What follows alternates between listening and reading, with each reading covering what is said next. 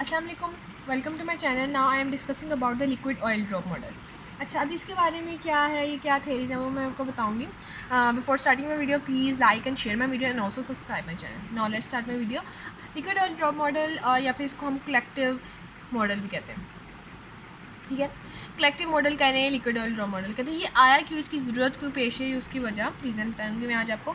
अच्छा, सबसे पहले तो ये था कि न्यूक्लियर जो है बहुत ज़्यादा कॉम्प्लिकेटेड है। हम लोग न्यूक्लियर को, एटम के अंदर जो मौजूद न्यूक्लियस है, न्यूक्लियाई हैं, हम उन्हें नहीं समझ सकते। वो बहुत ज़्यादा कॉम्प्लिकेटेड है। उनको समझने के लिए हमें कोई थोड़ी बहुत थेरीज़ और अजम्पशंस करनी पड़ी ताकि हम उसके स्ट्रक्चर को, उसके अंदर से जो फिजिकल इनसाइड है उसको समझ सकें। क्योंकि एटम से बहुत ज़्यादा कॉम्प्लिकेटेड है। एटम से कॉम्प्लिकेटेड इस तरह से क्योंकि आप लोग सब जानते हैं कि छोटे छोटे बच्चों को ये लेवल्स थे 8 स्टैंडर्ड से 6-7 स्टैंडर्ड से सिखा दिया जाता है कि एक न्यूक्लियस है, उसके अंदर प्रोटॉन है, उसके अंदर न्यूट्रॉन है, उसके इर्द गिर्द में शेल्स हैं। उन शेल्स के अंदर जो हैं वो इलेक्ट्रॉन्स होते हैं और इलेक्ट्रॉन्स जो हैं उन शेल्स के गिर्द रिवॉल्व करते हैं। ये हर बच्चे को पता है। और इस तरह से एटम की प्रॉपर्टीज़ को पढ़ना हमारे लिए आसान हो गया। उससे बड़े लेवल पे आए तो हमें बताया गया कि K-L-M-N शेल्स होते हैं। उससे बड़े लेवल पे आए तो हमें बताया गया कि S-P-D-F हमारे पास सब शेल्स होते हैं। उसके बाद हमें बताया गया कि इलेक्ट्रॉन रिवॉल्व करते हैं। इसी तरह से लोअर ऑर्बिट क्या है, इनका हायर ऑर्बिट क्या है, इनकी एनर्जी लेवल्स क्या हैं। उसके बाद फिर हमें बताया गया कि अगर कोई भी इलेक्ट्रॉन हायर ऑर्बिट से लोअर ऑर्बिट में मूव करें तो एनर्जी रिलीज़ है या डिक्रीज़ है। फिर जब वो लोअर से हायर में जाए तो एनर्जी रिलीज़ है या डिक्रीज़ है हमारे। उसके बाद फिर हमें ये बताया गया कि जैसे इलेक्ट्रॉन अगर लोअर ऑर्बिट से हायर ऑर्बिट की तरफ मूव करें तो एनर्जी रिलीज़ है, डिक्रीज़ है। उसके बाद हमें इससे एक्सरे का पता चला। उसके बाद हमें रेडियो एक्टिव डिके का पता चला, हमें न्यूक्लियर रिएक्शंस का पता चला। अब जब ये सारी डिस्कवरीज हो गई, हमें रेडियो एक्टिव डिके का पता चला, हमें एक्सरेज़ का पता चला, हमें लाइट रेज़ का पता चला। उसके बाद फिर जो एक्सरे के स्पेक्ट्रम के बारे में पता चला। उसके बाद हमारे लिए न्यूक्लियस के अंदर मौजूद स्ट्रक्चर को समझना थोड़ा सा डिफ़िकल्ट हो गई, क्योंकि ये सारी जो चीज़ें आई ना, SPDF शेल, सब शेल्स, एनर्जी का रिलीज़ डिक्रीज़ होना, लाइट का प्रोड्यूस्ड होना, एटम क्या है, इलेक्ट्रॉन्स क्या हैं, इन सब को तो हमें पता चल गया। चार्जेस, करंट हमने प्रोड्यूस कर लिया, एटम बम्स बना लिए। लेकिन जो हमारी सबसे बेसिक थ्योरी थी वो हमारे न्यूक्लियस के अंदर वाला जो हिस्सा था उसको समझना था। इस वाले अंदर के हिस्से को समझने के लिए हम लोगों ने लिक्विड ऑयल ड्रॉप मॉडल किया। फिर हमने अजम्पशंस की, थेरीज़ की कि ताकि हमें इसके अंदर पता चले इसके अंदर है क्या, न्यूक्लियस के अंदर है क्या चीज़। अब हम सबको ये तो पता है कि प्रोटॉन्स और न्यूट्रॉन्स हैं। अब ये किस तरह से एग्जिस्ट करते हैं आपस में, वो कि अब उसके बाद ये थेरीज़ आई कि जो प्रोटॉन और न्यूट्रॉन है इनकी एनर्जी लेवल्स आपस में बहुत ज़्यादा होते हैं। मतलब ये बहुत ज़्यादा मैसिव होते हैं। न्यूट्रॉन तो हमारे पास चार्जेस होता है। फिर इस पर भी थेरीज़ आई कि न्यूट्रॉन चार्जेस कैसे होता है। पहले तो न्यूट्रॉन के बारे में कुछ डिस्कवर नहीं था। ये समझा जाता था कि प्रोटॉन है सिर्फ न्यूक्लियस के अंदर, और जैसे जेली होती है सराउंडेड होती है किसी भी स्फेरिकल शेप में, इस तरह से प्रोटॉन जो है वो न्यूक्लियस के अंदर पाए जाते हैं। और उसके अलावा न्यूट्रॉन के बारे में उस वक्त कोई कॉन्सेप्ट नहीं था। फिर बाद में जब हम लोगों ने थेरीज़ की, इसके ऊपर डिस्कवरीज की, फिर हमें पता चला कि एक और पार्टिकल है जिसका मैस जो है equal to mass of proton है, लेकिन वो चार्जलेस है। जैसे प्रोटॉन के ऊपर पॉजिटिव चार्ज है, इसके ऊपर कोई चार्ज नहीं। इसके बाद फिर हमें ये पता चला। लेकिन अब हम रीज़न ये थी कि अब ये जो प्रोटॉन न्यूट्रॉन है बहुत ज़्यादा मैसिव है, लेकिन ये न्यूक्लियस के अंदर कैसे एग्जिस्ट करें। एक छोटे सा हिस्सा है, उसके अंदर ये दोनों पार्टिकल्स जो है कैसे एग्जिस्ट कर सकते हैं। उसके बाद फिर हम लोगों ने थेरीज़ की, हमें पता चला कि इन दोनों के दरमियान जो है वह स्ट्रॉन्ग न्यूक्लियर फोर्स एक्ट करती है, ठीक है।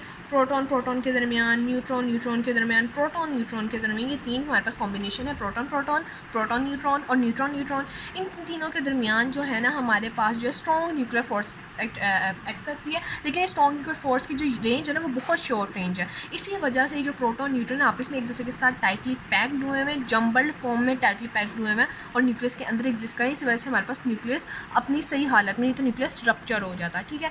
ये हुआ फिर लिक्विड ऑयल ड्रॉप मॉडल है। इस वजह से इसको कलेक्टिव मॉडल से कहा जाता है कि अकॉर्डिंग टू दिस मॉडल हम लोगों ने एजम्पशंस की कि जितने भी हमारे पास प्रोटॉन्स और न्यूट्रॉन्स इस न्यूक्लियस के गिर्द एक्ट कर रहे हैं, एग्जिस्ट कर रहे हैं, उसके ऊपर स्ट्रॉन्ग न्यूक्लियर फोर्स एक्ट कर रही है जो कि शॉर्ट रेंज फोर्स है।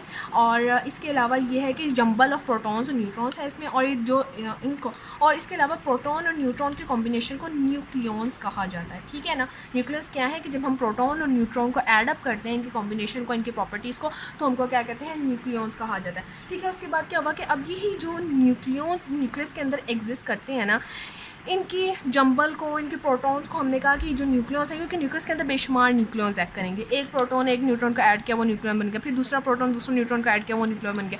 तो इसी तरह से जो न्यूक्लियॉन्स न्यूक्लियस के इर्द एक्ट करते हैं ना, ये भी रिवॉल्व कर रहे हैं न्यूक्लियस के इर्द। जस्ट लाइक जैसे एटम के इर्द गिर्द शेल बने हुए ना, न्यूक्लियस के इर्द गिर्द शेल्स बने हैं, एक एनर्जी शेल, दूसरा एनर्जी शेल, तीसरा एनर्जी शेल। इसी तरह से जो न्यूक्लियस है ना, इसके अंदर भी शेल्स हैं, इनके अंदर भी फिक्स्ड एनर्जी लेवल्स हैं जिनको क्वांटम नंबर्स कहते हैं हम लोग, ठीक है। इनके अंदर भी फिक्स्ड क्वांटम नंबर्स हैं जिनके अंदर ही न्यूक्लियॉन्स एग्जिस्ट कर रहे हैं। मतलब कि जो प्रोटॉन न्यूट्रॉन पार्टिकल हैं ये ऐसे नहीं पड़े हुए कि न्यूक्लियस है, न्यूक्लियस के अंदर ऐसे प्रोटॉन न्यूट्रॉन पार्टिकल पड़े हुए हैं जी, इतने प्रोटॉन आ गए थे, ऐसा नहीं है। कहते हैं, उन्होंने कहा जिस तरह से एटम न्यूक्लियस के बाहर शेल्स बने हुए हैं उसके अंदर इलेक्ट्रॉन रिवॉल्व करते हैं, इसी तरह से इस न्यूक्लियस के अंदर जो है ये शेल्स बने हुए हैं, एक फिक्स एनर्जी लेवल्स बने हुए हैं जिनके अंदर ये न्यूक्लियस एग्जिस्ट करते हैं। और वो भी जस्ट लाइक जैसे इलेक्ट्रॉन रिवॉल्व करते हैं इस तरह से ये जो न्यूक्लियस है न्यूक्लियस के गिर्द जो है वो रिवॉल्व करते हैं सर्कुलर फॉर्म में, ठीक है, सर्कुलर फॉर्म में। तो इसी तरह से न्यूक्लियस के अंदर मैं बात करती थी कि इस तरह से शेल्स बने होते हैं, ठीक है।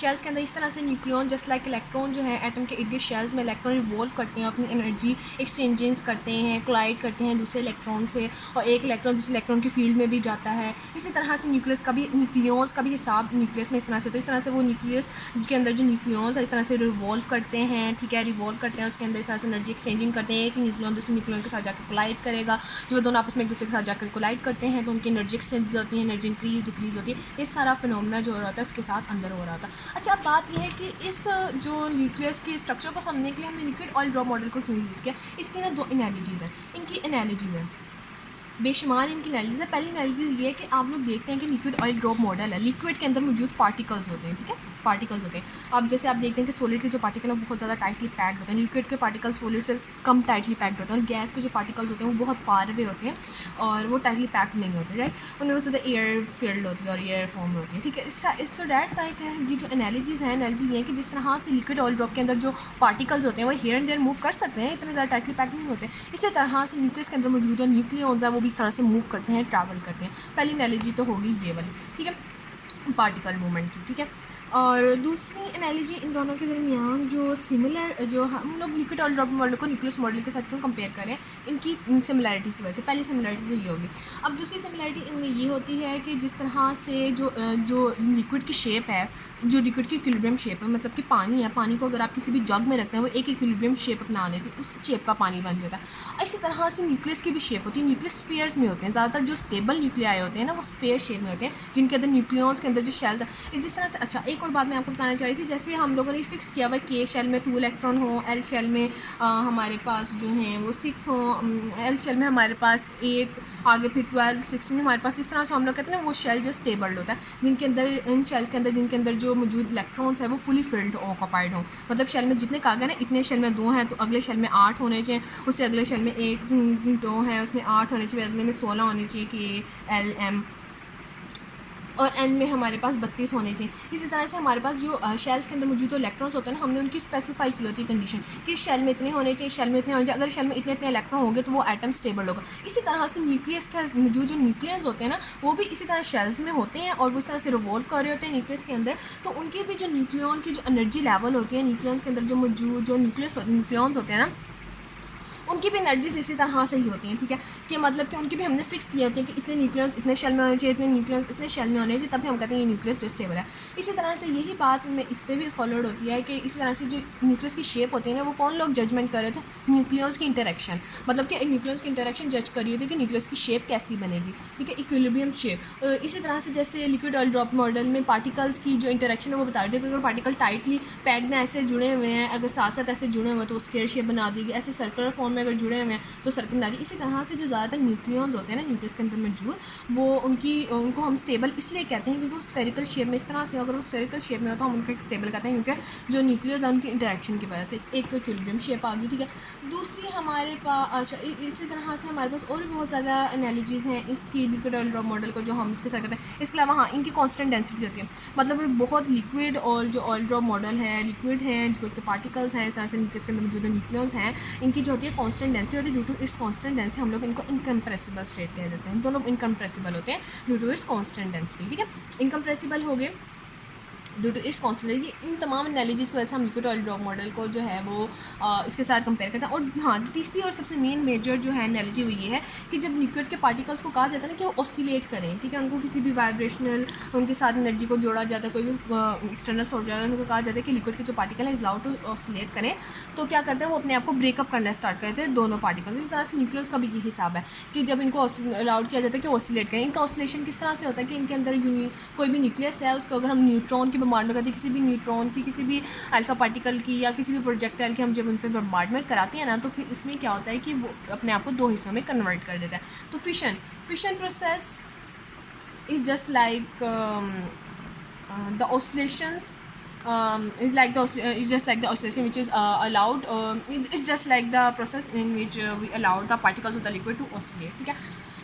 Okay, in my next video I am talking about the two major evidence about the liquid oil drama.